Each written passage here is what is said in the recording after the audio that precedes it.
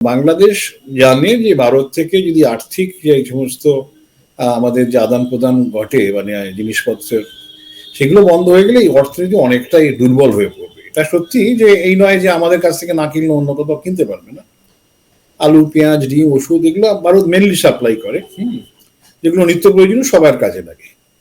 এখন এগুলো যদি ভারত থেকে না আসে, অন্য দেশ থেকে আনতে গেলে অনেক খরচা পড়বে, সময় লাগবে। সুতরাং যে জিনিসটার দাম ছিল নিঃসন্দেহে সেটা 15 থেকে 20% কি 25% বেড়ে যাবে, এটা তো কোনো সন্দেহ নেই। অলরেডি সেখানে একটা বিরাট ইনফ্লেশন চলছে। তো ভারতীয় পণ্য বর্জন বড় ঠিক আছে, তার বিকল্প ব্যবস্থা কি? দেশে তৈরি করতে পারবে না। দেশে যা তৈরি হয় তাতে মানুষের যে চাহিদা আছে সেটা দেশ তৈরি করতে পারে না। এই জায়গায় দাঁড়িয়ে তো বাইরে থেকে জিনিসটা কিনতে হয়। এখন ভারতীয় পণ্য বর্জন করে এটা তো বোকামি হচ্ছে না, সেটা তাহলে তো ভারতীয় ব্যবসায়ী তো বাজারটা সেখানকার হারাচ্ছে।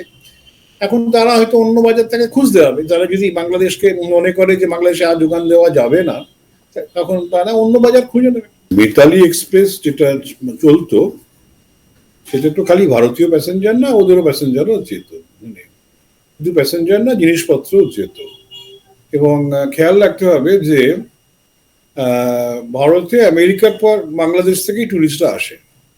একটা বড় অংশ মানে মেডিকেল ট্যুরিজমে আসে, অন্যরা আমোদ প্রমোদের জন্য আসে। সুতরাং যে যে মিতালি এক্সপ্রেস বাতিল হলো, সেটা কিন্তু মানে বাংলাদেশের যারা ইন্ডিয়াতে আসতো স্বাস্থ্যের কারণে বা বেড়াতে বা অন্য কোনো কারণ, আত্মীয়স্বজনকে মিট করতে, তাদেরও বিপর্যয় ডেকে আনা। ভারত থেকে বাংলাদেশে খুব একটা টুরিস্ট যেত না, সুতরাং যারা যেত আত্মীয়স্বজনকে মিট করতেই তারা যেত। এখন জিনিসপত্র সেখান নিয়ে কিছু কিছু যেত। এক একটা ট্রেনে প্রায় 10, আমি যেহেতু কয়েকবার আমি নিজে চড়িনি, কিন্তু যারা গেছে, তুলতে গেছি বা আনতে গেছি, তো সেই তার ফলে যেটা আমি দেখেছি, যেটা তুলতে গিয়ে আনতে গিয়ে, সেটা হচ্ছে যে 10-15টা বগি থাকে, 70-72 জন লোক প্রত্যেক কামরায় থাকে, 1000 খানেক লোক একসঙ্গে যেত অ্যাকচুয়ালি ওই ট্রেনেতে। আটকে গেল, মানে ট্রেনটা চলবে না, মানে ট্রেনটা এখনই বন্ধ হয়েছে। এই সম্পর্কটা এমন একটা জায়গায় নিয়ে যাচ্ছে ওরা, আমরা বন্ধ করি, ওরাই তো বন্ধ করছে। ওরা ভারত বিদ্বেষটা কি করে মানে জাগিয়ে তোলা যায় যে ভারতে কোনো জিনিসই ঢুকবে না, অথচ তখন পররাষ্ট্র পর্যায়ে যে মিটিং হচ্ছে সেখানেও ওরা বলছে না যে আপনারা কিছু পাঠাবেন না আমাদের। সেখানে ওরা বলছে না, আপনাদের জিনিসপত্র পাঠান, বিদ্যুৎ দিন, আপনাদের যে এই হ্যাঁ হাই স্পিড ডিজেলের যে পাইপলাইন আছে সেগুলো দিয়ে সবই, হ্যাঁ সেসব দিতে বলছে, জল দিতে বলছে। কিন্তু ট্রেন আটকে দিয়ে ওরা বোঝাবার চেষ্টা করছে যে ভারতের সঙ্গে যে সম্পর্ক, মানুষের সঙ্গে মানুষের, আমাদের ভারত সরকার যে পররাষ্ট্র দপ্তর সচিব পর্যায়ে যে মিটিং হয়েছে, সেখানে তারা জানিয়েছে যে আমরা ভারতবর্ষের সরকার বাংলাদেশের সঙ্গে জনগণের সঙ্গে সম্পর্ক করতে চায়, জনগণের কোনো অসুবিধা হয় সেটা ভারত সরকার করতে চায় না। এখন ওরা ট্রেন বন্ধ করে যদি জনগণের সুবিধে করতে চায় সেটা ওরা করবে। কিন্তু জানি না, বিরাট সংখ্যক মানুষ এদেশে আসতো, হঠাৎ একটা সরকার ইচ্ছে হলো সেগুলো বন্ধ করে দেবে, সেটা হয়তো বেশি দিন সেখানকার মানুষ মেনে নাও নিতে পারে। এই যে অসুবিধে হবে মানুষের যাতায়াত, চিকিৎসার জন্যই, যে কোনো চিকিৎসার জন্যই তারা ভারতবর্ষে চলে আসতো। এখন চিকিৎসা যদি বাংলাদেশে সেরকম ভাবে পেতো, তারা নিশ্চয়ই আসতো না, না নিশ্চয়ই পাচ্ছে না বলেই তারা আসছে।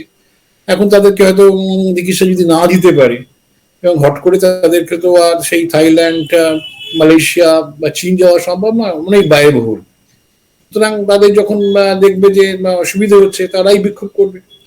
শুধুমাত্র তো মৈত্রী এক্সপ্রেস বা মিতালি এক্সপ্রেস নয়, দুটো বাসও চলে পার্ক স্ট্রিট থেকে, আপনি নিশ্চয়ই জানেন। একটা শ্যামলী আর একটা হচ্ছে সৌহার্দ্য। শ্যামলীটা হচ্ছে বাংলাদেশে যায়, আর সৌহার্দ্য যেটা বাংলাদেশ থেকে ভারতে আসে।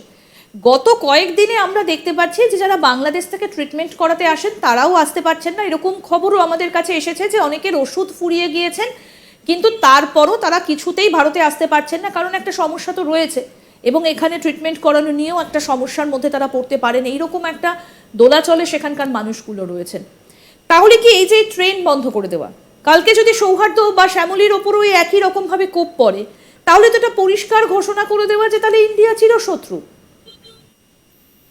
হ্যাঁ, দেখুন ব্যাপারটা হচ্ছে শ্যামলীর উপরে আক্রমণ হয়েছে, আগরতলার কাছাকাছি আক্রমণ হয়েছে, হ্যাঁ সেখানে বাস থামিয়ে মারধর করা হয়েছে, সবগুলো ঘটেছে, বুঝেছেন, ভারতীয় প্যাসেঞ্জারদেরকে মারধরও করেছে।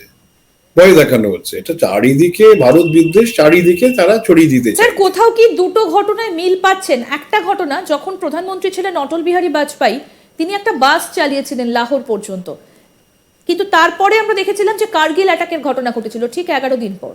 সোমবার দিন 2 সচিব পর্যায়ের বৈঠক হলো ঢাকায়, তারপরেই মিতালি এক্সপ্রেস বন্ধ করে দেওয়া হলো। হ্যাঁ, দেখুন মানে পরিষ্কার ব্যাপারটা হচ্ছে যে ওরা আমাদের সঙ্গে যে সমস্ত সরকারের প্রয়োজন আছে, মানে আমি পাকিস্তান ইস্যুটা একটু আলাদা বলে সেটা এখন এখানে টানছি না, কিন্তু বাংলাদেশ জানে যে ভারত থেকে যদি আর্থিক যে সমস্ত আমাদের যে আদান প্রদান ঘটে মানে জিনিসপত্রের, সেগুলো বন্ধ হয়ে গেলে এই অর্থনীতি অনেকটাই দুর্বল হয়ে পড়বে। এটা সত্যি যে এই নয় যে আমাদের কাছ থেকে না কিনলে অন্য কোথাও কিনতে পারবে না। আলু, পেঁয়াজ, ডিম, ওষুধ এগুলো ভারত মেনলি সাপ্লাই করে, যেগুলো নিত্য প্রয়োজনীয় সবার কাজে লাগে। এখন এগুলো যদি ভারত থেকে না আসে, অন্য দেশ থেকে আনতে গেলে অনেক খরচা পড়বে, সময় লাগবে। সুতরাং যে জিনিসটার দাম ছিল নিঃসন্দেহে সেটা 15 থেকে 20% কি 25% বেড়ে যাবে, এটা তো কোনো সন্দেহ নেই। অলরেডি সেখানে একটা বিরাট ইনফ্লেশন চলছে।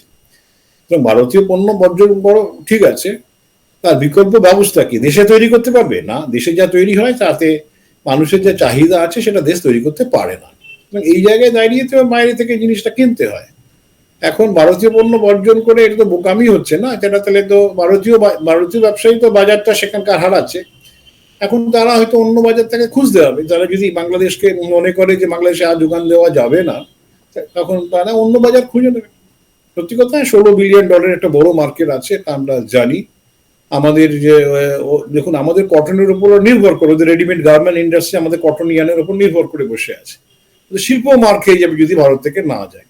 চীনের উপরে একটা নিষেধাজ্ঞা আছে, সেখানকার লেবার আইন তারা ভাঙছে বলে বলা হয়েছে চীনের কটন ইয়ান নেওয়া যাবে না, এটা বলা হয়েছে। আন্তর্জাতিক লেভেল নিষেধাজ্ঞা আছে, স্মাগলিং হচ্ছে, স্মাগলিং হয়ে আসছে চীন থেকে, সেটা কোনো সন্দেহ নেই। এখন আমাদের দেশ থেকে কি হবে এরপরে? স্মাগলড হয়ে যদি যাবে, ভারত সরকার কতটা নিয়ন্ত্রণ করতে পারবে আমি বলতে পারছি না। এরই মধ্যে কিন্তু ভারত সরকার চালও পাঠিয়েছে বাংলাদেশকে। আমরা তো বলেছি, আমরা তো কোনো ধরনেরই মানুষের ক্ষতি হয় কোনো কাজ করবো না। হ্যাঁ, পিপল সেন্ট্রিক আমাদের ফরেন পলিসিটা, মানে মানুষের উপরে আস্থা রেখেই মানুষকে হ্যাঁ কি করে স্বাচ্ছন্দ্যে রাখা যায়, দু দেশের মানুষের মধ্যে সম্পর্ক ভালো থাকে, সেটাই লক্ষ্য। সুতরাং ভারত সরকারের যে ঘোষিত বিবৃতি, ভারত তার কাজে কর্মে তার বিরোধিতা করতে চাইছে না। কিন্তু যখন ওপার থেকে বন্ধুত্বের হাতটা একেবারে সরিয়ে দেওয়া হলো, ট্রেন বন্ধ করে দেওয়া হচ্ছে, এত কিছু করা হচ্ছে, এতটা বিদ্বেষমূলক মন্তব্য আসছে, উস্কানিমূলক মন্তব্য আসছে, তখন ভারত কেন এতটা সহনশীলতা দেখাচ্ছে? একটা কড়া বিবৃতিও তো এখনো পর্যন্ত ভারত সরকারের তরফ থেকে জারি হলো না। না, কড়া বিবৃতি দিলেই যে ওরা ভারত বিদ্বেষ কমিয়ে দেবে তা কিন্তু নয়। ঠিক আছে, ওরা বিবৃতি দিলে ঠিক আছে, যেটা করছে ওরা বুঝতে পারছে যে ওদের এটা প্রয়োজন আছে। কেন? ওদের অডিয়েন্স, যেটা রাজনীতির যে অবস্থা,